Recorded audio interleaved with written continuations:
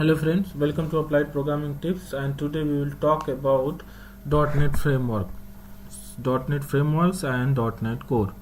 So as you guys know, .NET Core is new things introduced by Microsoft, and .NET Framework you guys already aware of.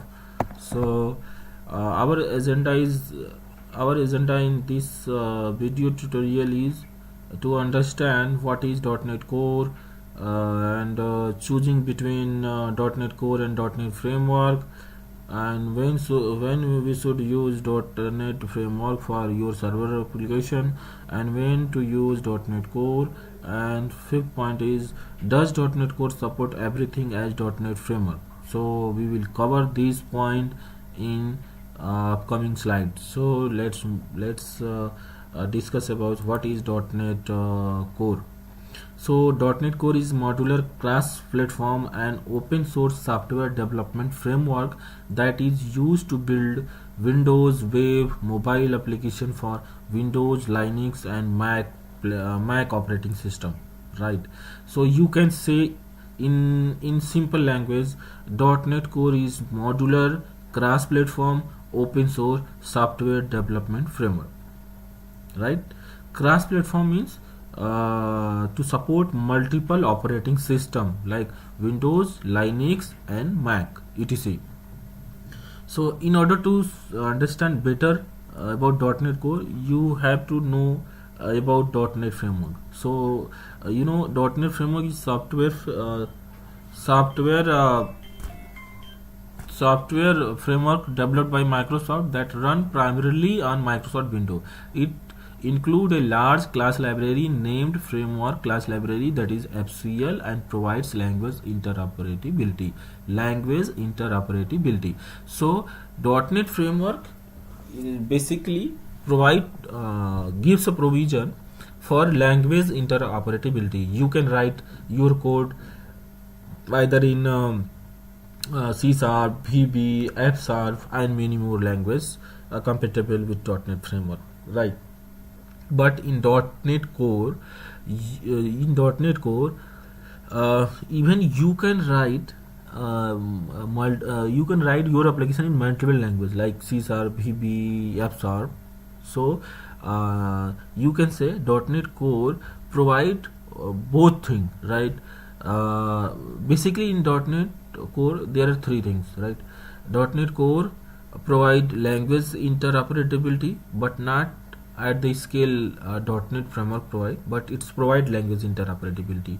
So .NET Core provide language interoperability, cross-platform, modular code structures, and best thing is it's a open source software development framework. So this is, you can say, .NET Framework. .NET Core is this, right? .NET Core is modular, cross-platform, language interoperability, and open source software development framework, right? So let's jump to second point, that is choosing between .NET Core and .NET Framework.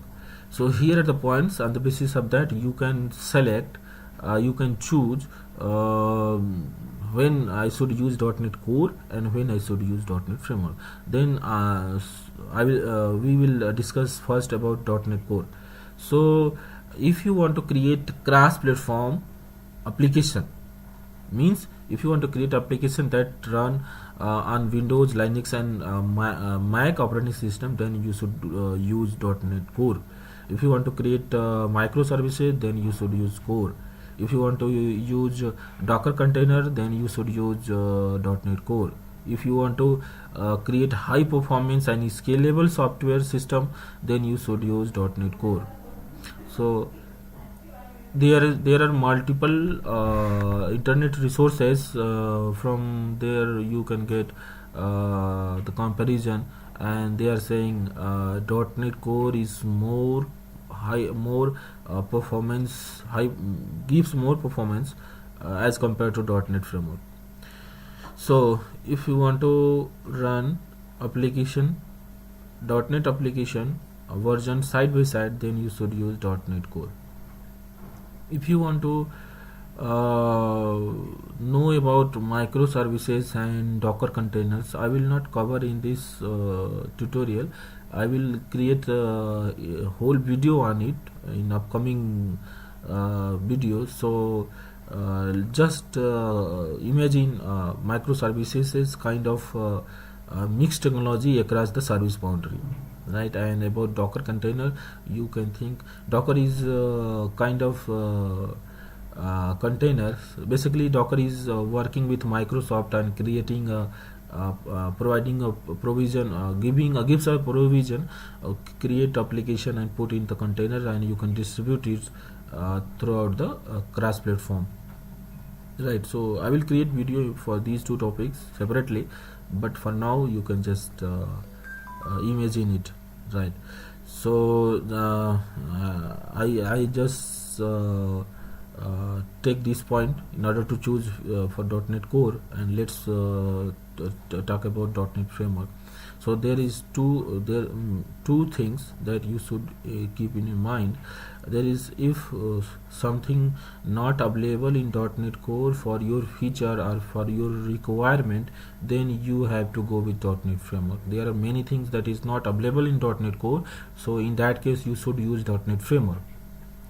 And second thing is, Microsoft recommend you do not migrate whole application that is that has been created in .NET Framework. Means if you have already created your fully functional application, enterprise application in .NET Framework, then you should not migrate whole application in .NET Core. Instead of that, you should extend your new requirement and create your service in .NET Core, right? So please keep it in your mind. So there are two things, right?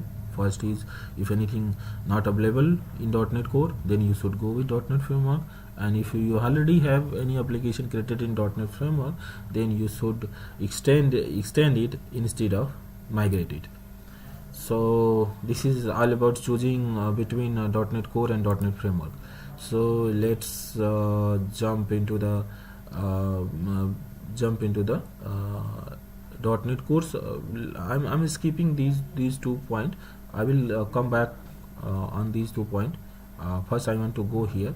So let's move to .NET Core support everything. The question is, does .NET Core support everything as .NET Framework?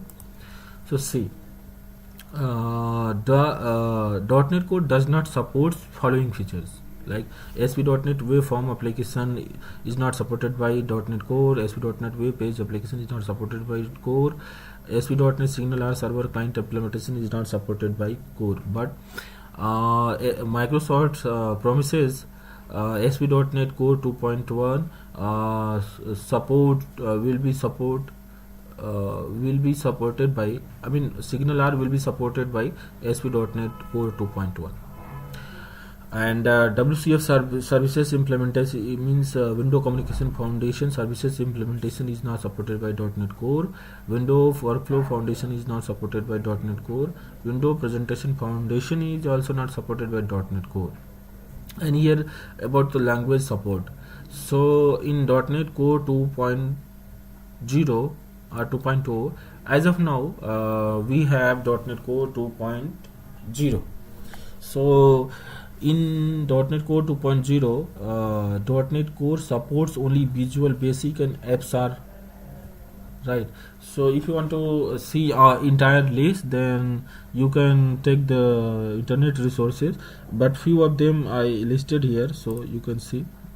Console application will be supported by C#, AppSR, VB, class library C#, AppSR, VB, unit test C#, AppSR, VB, X unit test project C#, AppSR, VB, ASP.NET Core Empty C#, AppSR, ASP.NET Core Web App MVC application C#, AppSR, and ASP.NET Core Web application Rajars only C#, ASP.NET Core with Angular only C#, ASP.NET Core with React.js only supported by C#, ASP.NET Core with React.js and Redux C#, and ASP.NET Core Web API only supported by C# and AppSR.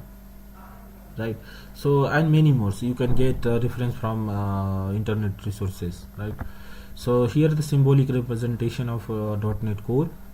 So you can say here .NET Core is uh, uh, UWP and ASP.NET Core in .NET Framework, WPF, Windows Form, ASP.NET and WCF, and Xamarin is third-party tools that gives provision to create a mobile application for a distributed, I mean cross-platform, I mean Windows, Linux, and Mac. And here is .NET standard library. If you want to create some kind of library that should support that support for .NET and .NET Framework, then you should use .NET standard library. Here is compiler, language, common infrastructure, and runtime, right? And here you can see again .NET Framework only support Windows application. Only you can create application for Windows only for in .NET Framework, but in .NET Core you can create application for cross-platform services. For example, Windows, Linux, and Mac operating system. And here is the .NET standard library that already described in previous slide. So here is Xamarin mobile application is a third-party tool for mobile application. And here common infrastructure, compiler, language, runtime component. Here is Visual Studio Code, Xamarin Studio. This is third-party tool for mobile application. And here you can see .NET Core give the provision to create application for multiple operating system, Mac, Linux, and Windows. And .NET provide the provision for only for operating system, Windows operating system. Here is core CLRs, and you can see there for 64-bit system, garbage collector, SIMD. But in common language runtime there is JIT, garbage collector, code access security, FCL, BCL, foundation class library, base class library, and .NET Framework class library. So in .NET Framework provide provision, it gives a provision to write code in multiple .NET compatible language, to write code in multiple .NET compatible language like C#, VB, F#, and many more. And in .NET Cores, in .NET Core you can create application by using language C#, VB, F#, but not at that scale that .NET Framework provide. So in .NET Core you will get Roslyn compiler. If you are under a Roslyn compiler, then you just need to write code and just save it, and you will run it in a web browser. You will not you don't need to recompile it and rerun it. You just need to save it, and you run it in from your browser, and you will get your result. So in ASP.NET Core 1.0x provide MVC Core, Web API, Internet Framework Core. And here you can say ASP.NET 4.x provide waveform, MVC, Web APIs, and desktop, Windows Form, WPF. And if you talk about service-oriented architecture, then .NET Framework provide to write services in WCF, Window Communication Foundation, right? So this is all about .NET Core. So I hope you guys understand. You guys have understand about .NET Core and the differences between .NET Core and .NET Framework. So this is basically theoretical class, or you can say theoretical tutorial. But in next video I will create an application in .NET Core 2.0 and .NET Framework, and I will compare both the application. I will show you practically what are the differences between two. But for now, I hope you will be able to understand the differences between .NET Framework and .NET Core, what .NET Framework support and what .NET Core doesn't support. So here is the list that .NET Core doesn't support, right? So here you can get the list which .NET Core support, MVC Core, Web API, Interactive Framework Core, and many things that is still planned to coming in upcoming .NET Core version. So as of now, .NET Core 2.0 is here, and we are waiting for .NET Core 2.1, right? So I hope you guys enjoyed. If you guys enjoyed, so please like, share, subscribe, and press on the bell icon so that I can create more video for you guys. So thank you so much for watching. Thank you. Bye till then.